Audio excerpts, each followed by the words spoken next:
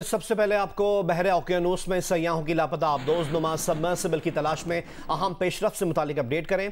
बरतानवी अखबार ये दावा कर रहा है कि कनाडा के तैयारे को टाइटैनिक डूबने के मुकाम से सिग्नल्स मौसूल हो रहे हैं। सिग्नल हर 30 मिनट बाद मौसूल हो रहे हैं। अमरीकी होमलैंड सिक्योरिटी के साथ ईमेल तबादले में ये बात सामने आई। सदर एक्सप्लोरर क्लब रिचर्ड ने यह कहा है कि डाटा की बुनियाद पर कहता हूं कि ज़िंदगी के इशारे मिले हैं। दूसरी जानिब हुक्काम ने रिपोर्ट की तस्दीक नहीं की। उधर माहिरीन का कहना है कि तलाश किसी मुआवजे से कम नहीं होगी। दीगर ने खदशा जाहिर किया है कि टाइटन दबाव का शिकार होकर अब तक फट चुकी होगी। अमेरिका और कनाडा के बहरी जहाज़ और तैयारे इस सर्च ऑपरेशन में हिस्सा ले रहे हैं।